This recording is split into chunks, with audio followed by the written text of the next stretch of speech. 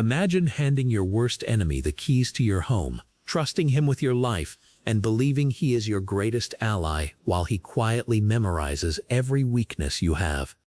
That is exactly what Rome did with Arminius, a Germanic noble raised in the Roman military world, trained by the empire, honored by its commanders, and trusted by the men he was preparing to destroy.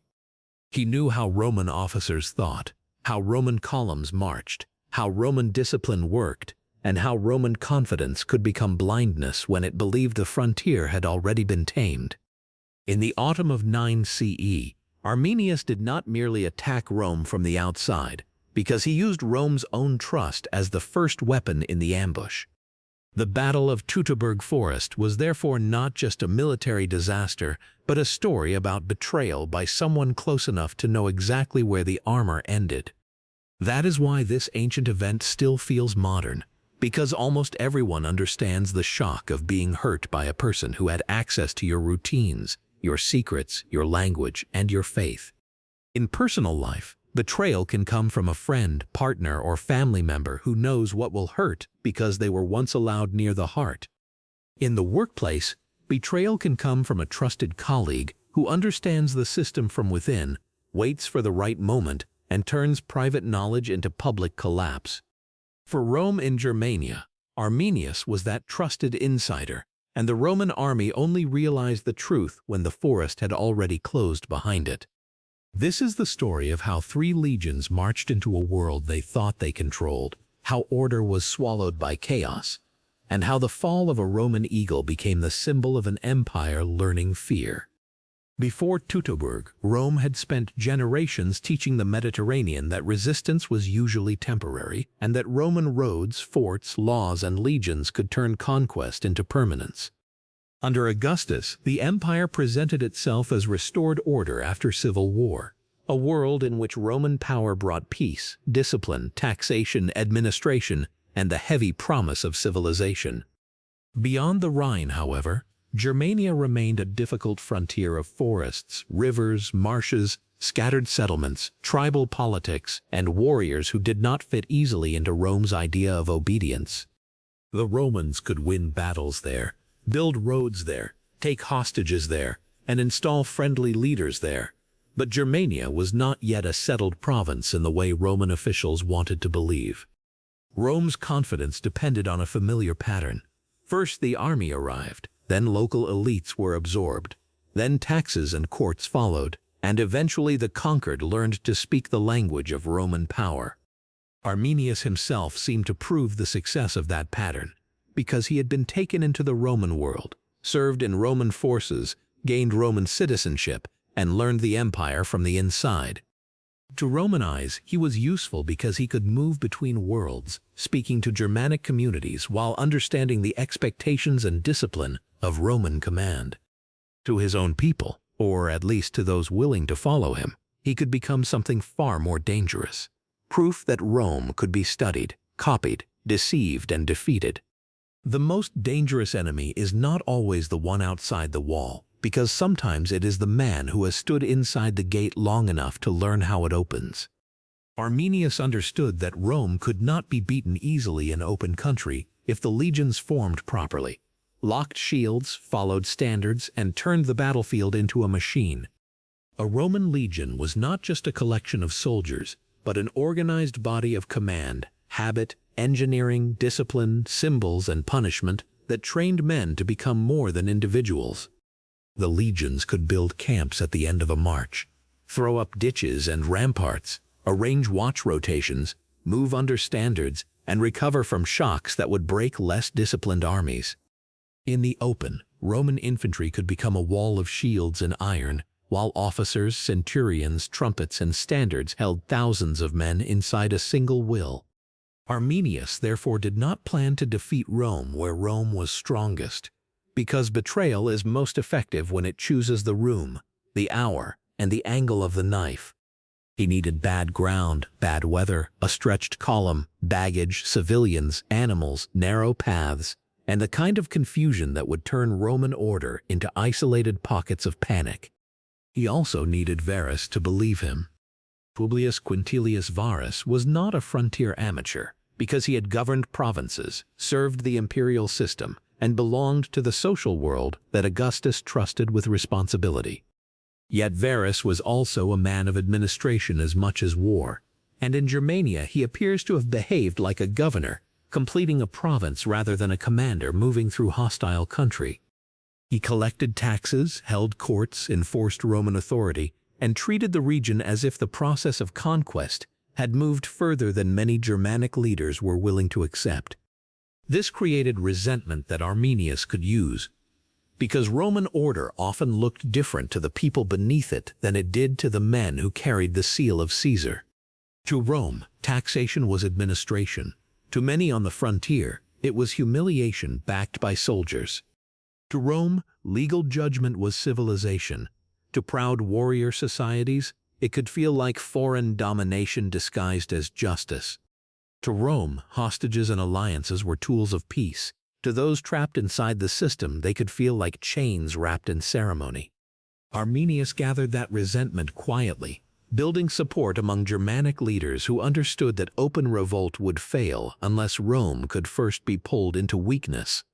The conspiracy required patience because tribal rivalries had to be managed, timing had to be chosen, and Varus had to be kept calm until the trap was ready.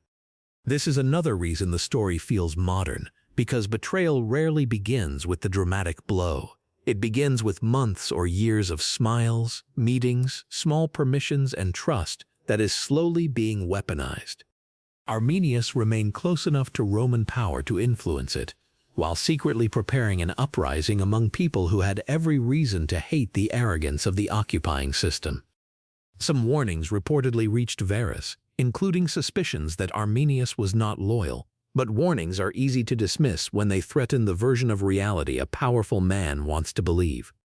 Varus trusted the system, trusted his authority, trusted the shape of Roman success, and trusted Arminius enough to let the legions move where the enemy wanted them to go. The story that brought the army into motion was a reported local rebellion, the kind of frontier disturbance that Roman commanders were expected to crush quickly before it spread. Arminius presented himself as a loyal guide and ally, offering information while secretly directing Varus toward a landscape designed to break the army's formation. The Roman column that set out was enormous, including legions 17, 18, and 19, along with auxiliary troops, cavalry, servants, baggage animals, wagons, families, and the heavy apparatus of an army moving through rough country.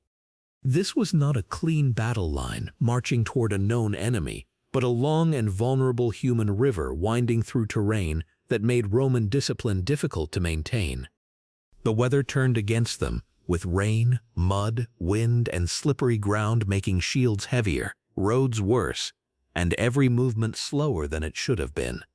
The forest was not simply scenery, because it became an active force in the battle, blocking sight, swallowing sound, narrowing movement, and hiding men who knew the ground better than Rome did. Here the theme becomes clear. Rome was order, and the forest was chaos. Rome was straight roads, measured camps, written commands, polished armor, counted ranks, and standards lifted above the marching line. The forest was mud, rain, roots, sudden screams, invisible arrows, broken wagons, falling trees, and enemies who appeared only long enough to kill before vanishing again.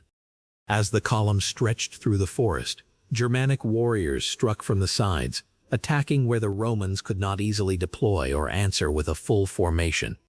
The first attacks may not have destroyed the army immediately, but they shattered the illusion that this was a routine march against a small rebellion. Roman soldiers who expected a campaign suddenly found themselves inside a moving ambush, trying to protect baggage, maintain ranks, and understand where the enemy actually was. Centurions shouted orders that could not travel far through rain and noise, while animals screamed, wagons jammed, and men slipped in mud under the weight of armor and fear. The Germanic fighters used the terrain like a weapon, striking from wooded slopes, retreating behind barriers, and forcing the Romans to fight in fragments instead of as legions. For a soldier trained to trust the line, the most terrifying moment is when the line disappears and every tree becomes a possible enemy. The Romans tried to keep moving because stopping in such terrain could mean being swallowed completely, but movement only stretched the army further across the trap. At night, they may have tried to form camps or defensive positions, but these were not the ordered camps of confident conquest. They were desperate pauses inside a nightmare that resumed with daylight. The betrayal deepened with every hour, because the soldiers now understood that the man who had guided them into danger had not made a mistake, but had chosen the road with murder in mind. Imagine the psychological collapse of that realization, when the map, the guide, the mission, and the confidence of command all become suspect at once. A Roman legionary could face death in battle with discipline, but Teutoburg forced him to face the feeling of being hunted by a world that had been pretending to submit. The ambush continued across multiple days, and the Roman army became less an army than a wounded column shedding men, animals, equipment, and hope along the track. Varus faced the nightmare of commanders in every collapsing system. The orders still existed, the titles still existed, the standards still existed, but reality no longer obeyed them. He could not force the forest to become a battlefield Rome understood. And he could not force Arminius back into the role of obedient ally. The Germanic coalition tightened around the Romans, and each new attack made it harder for the survivors to believe that escape remained possible. Some Roman cavalry attempted to break away, but in a collapsing army flight often becomes another form of death, because isolated groups can be hunted down when the main body is no longer strong enough to protect them. The legions tried to reach open ground, but the ground itself seemed to conspire against them, turning roads into bottlenecks and movement into exhaustion. Germanic warriors had prepared obstacles and defensive positions in places, including barriers that forced the Romans into even worse disorder when they tried to break through. The Romans were still dangerous, and many died fighting with the discipline of men trained by the hardest military system in the ancient world. But courage cannot rebuild a formation when the terrain, weather, enemy, and betrayal all work together to pull it apart. As the final phase closed in, the battle became a massacre of trapped units, exhausted survivors, wounded officers, and men who understood that the empire was very far away. Varus, facing capture and disgrace, died by suicide, following a grim Roman pattern in which death could seem preferable to humiliation before the enemy. Other officers did the same. While some soldiers fought to the end, some fled, and others were captured for fates that Roman writers would later describe with horror. The loss of life was staggering, but the symbolic wound was even deeper because the eagles of the legions were lost. A Roman eagle was not merely a metal standard, because it embodied the honor, identity, spirit, and sacred pride of the legion that marched beneath it. Soldiers swore around the standards, rallied to them in battle, guarded them with their lives, and understood that losing one was a disgrace almost beyond ordinary defeat. When a Roman eagle fell into enemy hands in the forests of Germania, the meaning of the disaster changed from military loss to spiritual humiliation. This is the climax of Teutoburg, not only men dying in mud, but Rome's ambition being ripped from its own symbol and carried away into the trees. For the Germanic fighters, the captured eagles were proof that Rome could be wounded, deceived, and stripped of the objects that made its power feel eternal. For Rome, the lost eagles became ghosts, reminders that 3 legions had not simply been defeated, but erased so completely that their numbers would never again be used. Legions 17, 18, and 19 disappeared from Rome's military future, their absence becoming a permanent scar in the numbering and memory of the army. When news reached Augustus, the shock became part of imperial legend, with later tradition remembering the emperor crying out for Varus to give him back his legions. Whether every detail of that scene happened exactly as later writers imagined it matters less than what the story reveals, because Rome understood Teutoburg as a wound that reached the emperor himself. Augustus had built his regime on the promise that Rome had moved beyond civil chaos into order, security, and destiny under imperial rule. Teutoburg showed that beyond the Rhine, that destiny could be mocked by rain, trees, mud, and the betrayal of a man Rome thought it had made loyal. The disaster did not destroy the Roman Empire, but it changed the emotional map of Roman power. Rome could still punish, invade, negotiate, and win victories in Germania, but the dream of easy permanent expansion beyond the Rhine had been broken. Germanicus later led campaigns across the Rhine, recovered lost standards, buried the remains of the dead, and won victories that restored some Roman honor. Yet even those later campaigns could not fully reverse the meaning of the ambush, because Rome did not transform Germania east of the Rhine into a stable province like Gaul. The frontier hardened, and the Rhine became more than a river. It became a psychological boundary between the world Rome could absorb and the world that had once devoured 3 legions. This is where Teutoburg changes the definition of being Roman. Before the disaster, being Roman could mean belonging to a power that believed its order was universal, that its roads could go anywhere, and that local elites could eventually be folded into the imperial machine. After Teutoburg, being Roman also meant remembering that civilization, discipline, and law could fail when they misunderstood the people and landscapes they tried to dominate. It meant knowing that a frontier was not just a line on a map, but a zone of fear, negotiation, resentment, and fragile trust. It meant understanding that Rome could conquer the world only where it could also understand the world, and that arrogance could make even the strongest army blind. Arminius himself did not become the king of a united Germany, because the coalition that defeated Rome was held together by opportunity, anger, and his leadership, more than by permanent political unity. In later years, he fought rival Germanic leaders, faced internal opposition, and was eventually killed by his own kin, proving that victory over Rome did not create lasting unity among the tribes. But his achievement remained enormous, because he had shown that Rome's greatest strength could be turned against it by someone who understood its habits from within. He had learned the empire's language and then used that knowledge to silence 3 legions in a forest.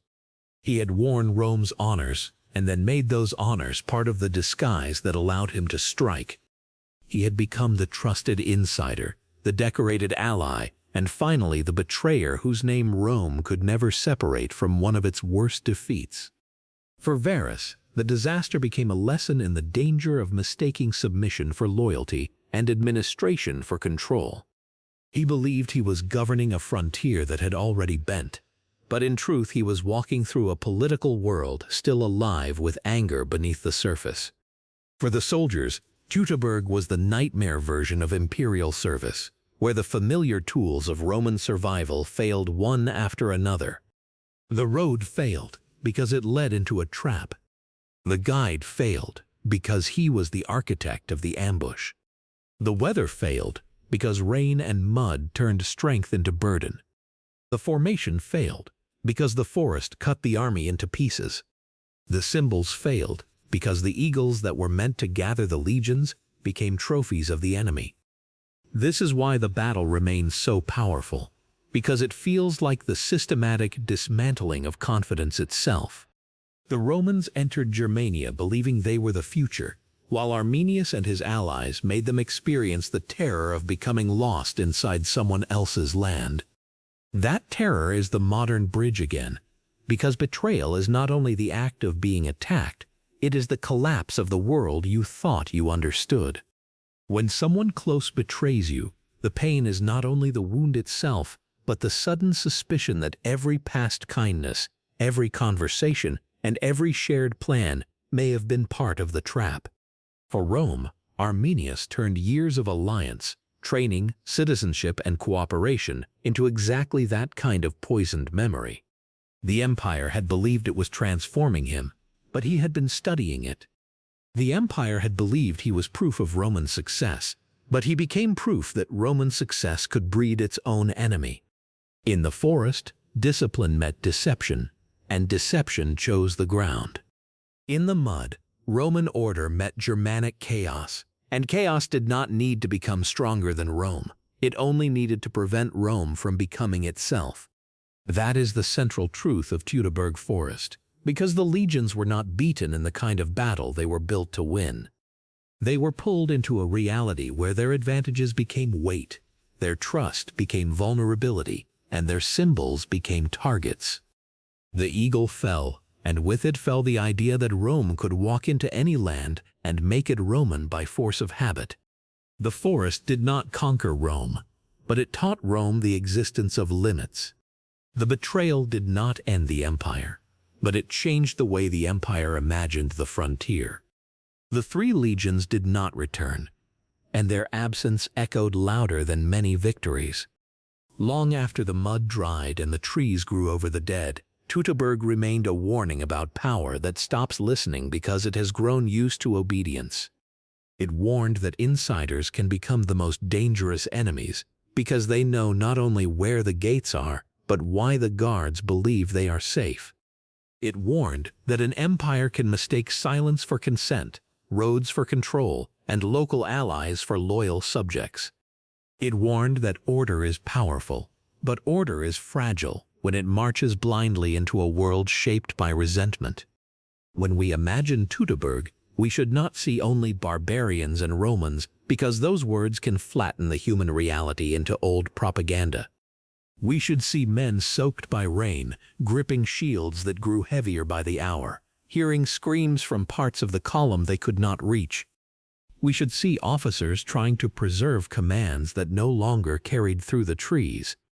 We should see Germanic fighters waiting behind earthworks, not as faceless chaos, but as men fighting for land, autonomy, vengeance, and honor against a power that believed it had already won. We should see Arminius at the center of it all, both liberator and betrayer, both Roman-trained officer and Germanic rebel, both product of empire and destroyer of its illusion. We should see Varus not merely as a fool, but as a man trapped by the assumptions of the world he served. We should see the eagle falling, because symbols matter most when everything else is already collapsing. The Battle of Teutoburg Forest was Rome's nightmare of trust, turned inside out, and its lesson is still recognizable wherever power grows too confident in the loyalty of those it has wounded. The Roman occupation of Germania was not simply a matter of soldiers standing in forts, because empire works most deeply when it changes the habits of daily life. Roman officials brought measurements, taxes, legal summons, written orders, market expectations, and the quiet assumption that local people would eventually learn to obey the rhythm of imperial administration. To some Germanic elites, cooperation with Rome offered prestige, gifts, military careers, and access to a world of power that stretched far beyond the forests and river valleys of their birth. To others, the same cooperation looked like submission, because every Roman honor could also feel like a reminder that foreign power now decided who mattered. Arminius stood exactly inside that contradiction, formed by Rome but not owned by it, rewarded by the empire but still able to feel the anger of the people Rome expected him to help manage. This made his betrayal psychologically sharper than a simple rebellion, because he was not an outsider breaking through the wall but a man who had learned how the wall was built. He had seen Roman confidence up close, and he knew that its greatest weakness was the belief that people absorbed into the system would eventually think like Romans. That is a mistake powerful systems still make, because they often confuse compliance with loyalty and mistake silence for consent. A worker can follow the rules while quietly hating the institution. A friend can smile while storing grievances, and an ally can accept honors while planning revenge. Arminius understood the performance of loyalty well enough to make Rome believe in it, and that performance was the first road into Teutoburg. For Varus, Germania may have looked like a difficult province moving toward order, but for many Germanic communities it was still a living frontier where Roman demands had not become normal. The presence of Roman courts and tax collectors could feel more invasive than the presence of soldiers, because soldiers threatened bodies while administration threatened the structure of life itself. When people are told that their customs must now answer to foreign law, resentment can deepen beneath the surface even if open resistance seems impossible. Arminius did not need every Germanic group to love one another, because he only needed enough leaders to agree that Rome had become more dangerous than their rivalries. That alone was a major achievement, because tribal politics were complex, personal, competitive, and shaped by honor in ways that could make unity fragile. The coalition that formed against Varus was therefore not inevitable, but constructed through persuasion, secrecy, shared anger, and the promise that Rome could be made vulnerable if struck at the right moment. This is why Teutoburg should not be imagined as a spontaneous eruption of forest warriors, because behind the ambush stood planning, intelligence, timing, and political work. Arminius had to know where the Romans would march, how slowly they would move, what weather and terrain could do to them, and how to coordinate attacks across a moving battlefield.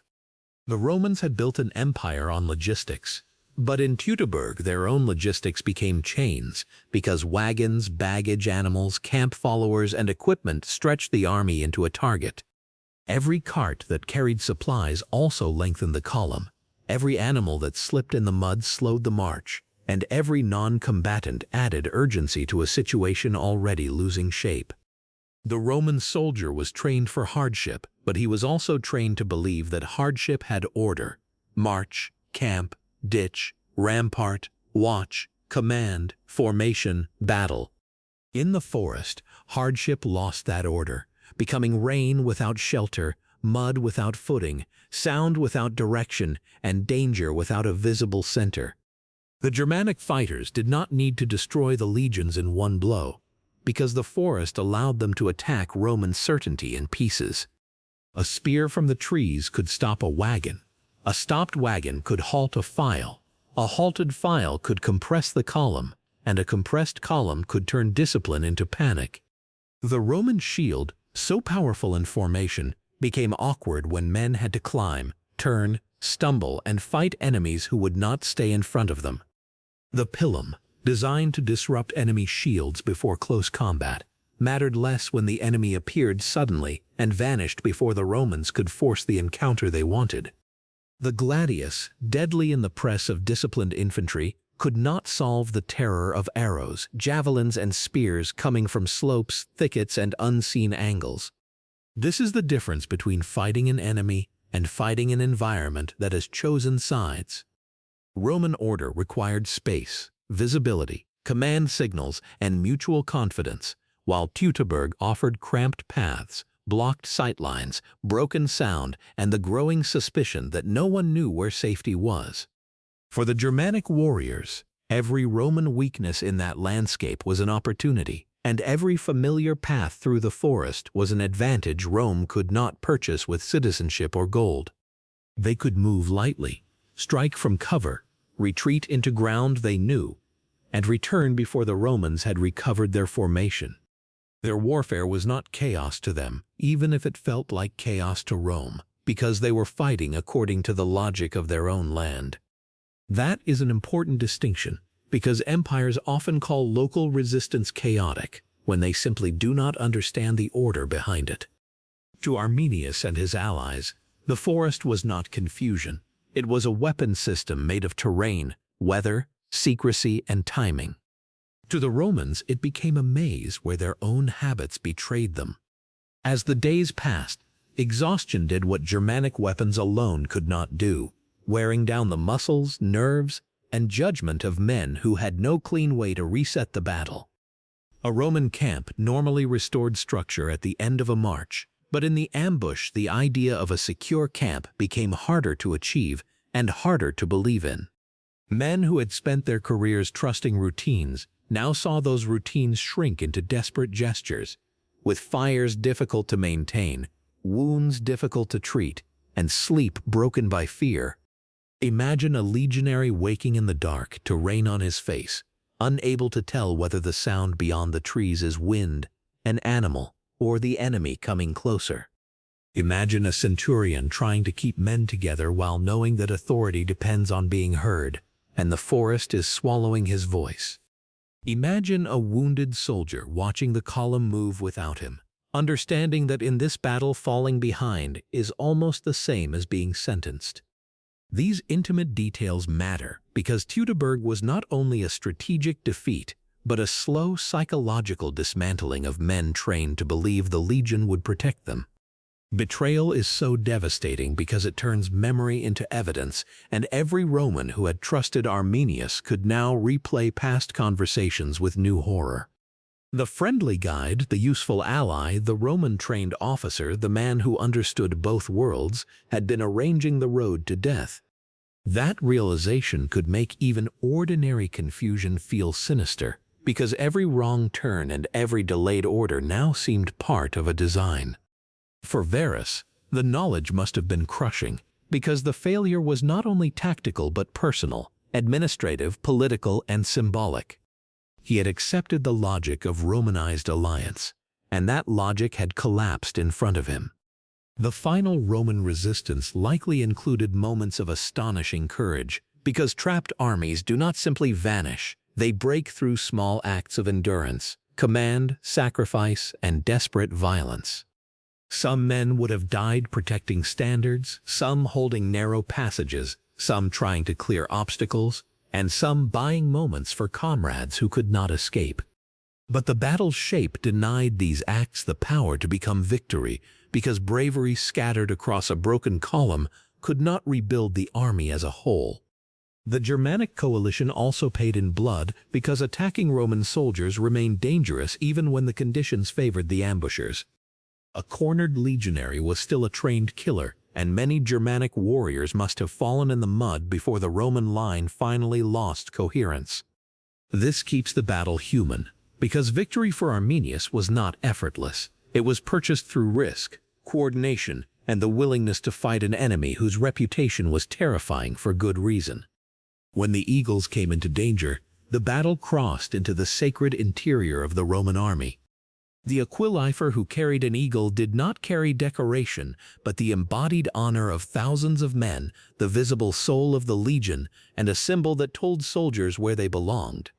In the chaos of Teutoburg, protecting the eagle meant protecting the last point of order in a world where roads, commands, and formations had failed. A standard-bearer might try to hide the eagle, rally men around it, or die refusing to let it fall into enemy hands. The moment an eagle was taken or lost would have passed through the survivors like a physical wound, because it meant that the legion's identity had been severed from Roman control. For Arminius, the eagles were more valuable than ordinary plunder, because they allowed the Germanic victory to speak in Rome's own sacred language. An enemy can kill soldiers and still be dismissed as temporary, but an enemy who captures the symbols of the legions forces Rome to remember. This is why the lost eagles became central to the trauma of Teutoburg, and why later Roman campaigns cared so deeply about recovering them. The recovery of a standard was not only military bookkeeping, but ritual healing, an attempt to pull honor back from the forest where it had been humiliated. Even then, recovery could not restore the dead, rebuild the 3 lost legions, or erase the knowledge that Rome had once been deceived so completely. The numbers 17, 18, and 19 became absences, and absence can sometimes speak louder than monuments. Rome was very good at turning defeat into future victory, but Teutoburg resisted that transformation because the destroyed legions became a warning built into the army's memory. Augustus had faced disasters before, including civil wars and political crises, but Teutoburg struck at the image of controlled expansion that his regime wanted to project. If the emperor was remembered crying out for his legions, it is because the story captured a truth larger than the literal scene. Rome had lost something it could not simply command back into existence. The Rhine frontier after Teutoburg was not created by one decision alone, but the disaster made caution more persuasive and permanent conquest beyond the river less attractive. Roman generals could still cross the Rhine, burn settlements, defeat warriors, and display power, but occupation required more than punishment. To hold Germania permanently, Rome would have needed roads, forts, political compliance, reliable allies, supply lines, and a level of control that Teutoburg had shown could not be assumed. The empire learned that some landscapes could be raided more easily than ruled, and that some victories did not create obedience. This lesson matters because imperial power often expands until the cost of understanding a place exceeds the rewards of possessing it. Teutoburg was one of those moments when geography, culture, resistance, and memory made expansion feel less like destiny and more like danger. The battle also changed Arminius in memory, though not always in life, because later generations would turn him into a symbol larger than the complicated man he was. To some, he became a liberator who saved Germanic freedom from Roman domination. To others, especially through Roman eyes, he remained a traitor whose success came from deceit rather than honorable battle. Both images simplify him, because Arminius was a frontier figure shaped by two worlds, able to use Roman training precisely because he had been changed by Rome. His betrayal was therefore also Rome's unintended creation, the empire producing the mind that would recognize its vulnerabilities. This is the darker lesson of assimilation by force. The conquered may learn the conqueror's methods without accepting the conqueror's authority. Arminius did not reject Roman knowledge. He weaponized it. He did not defeat Rome by remaining untouched by the empire, but by understanding it from within and then choosing another loyalty. That makes him fascinating and unsettling, because he exposes the fear every empire has about the people it trains, promotes, and depends upon at the frontier. What if the bridge between worlds becomes the knife? What if the translator becomes the conspirator? What if the officer wearing your honors is quietly deciding where your army will die? These questions give Teutoburg its lasting narrative power, because they are not only ancient questions. They belong to every institution that depends on trust while creating resentment, every command structure that mistakes obedience for belief, and every leader who hears warnings but prefers reassurance. The battle's legacy then is not only that Rome stopped expanding beyond the Rhine in the way it had once imagined. Its legacy is also psychological. Rome learned that the frontier could look calm while preparing catastrophe. Rome learned that the people it called barbarians could observe, plan, coordinate, and strike with strategic intelligence. Rome learned that its own categories could mislead it, because calling enemies uncivilized made it easier to underestimate their political skill. And Rome learned that being Roman could not only mean carrying order outward, it also had to mean guarding that order against arrogance. The empire remained vast, formidable, and adaptive, but after Teutoburg, its northern ambition carried a memory of screams and rain and standards lost among trees. That memory did not paralyze Rome, but it disciplined Rome, forcing the empire to treat the Rhine as a boundary with emotional meaning. When Germanicus later visited the battlefield, Roman accounts describe remains scattered across the old killing ground, a landscape where bones, broken weapons, and ruined altars made the past visible again. That return to the battlefield is one of the most haunting images in Roman history, because it shows an empire looking directly at the place where its confidence had been butchered. The dead could be buried, the standards could be hunted, and vengeance could be claimed, but the original shock remained. Teutoburg had turned a forest into a memory Rome could not fully master. The modern bridge returns here in its simplest form. After betrayal, survival does not mean forgetting, because the betrayed carry the event as a new map of danger. They may continue living, working, ruling, or marching, but they no longer move through the world with the same innocence. Rome survived Teutoburg in exactly that way, outwardly powerful but inwardly marked by a lesson it had not expected to learn from the forest. Its expansion had met not merely an enemy, but a limit. Its trust had met not merely disloyalty, but a carefully designed reversal. Its order had met not merely chaos, but another kind of order hidden beneath leaves, mud, and rain. That is why the story endures, because Teutoburg was not only the destruction of 3 legions, it was the moment an empire discovered that its worldview could be ambushed. In the end, Rome survived, but something inside Roman ambition died in the forest, where Arminius proved that the empire could be betrayed, hunted, and stopped.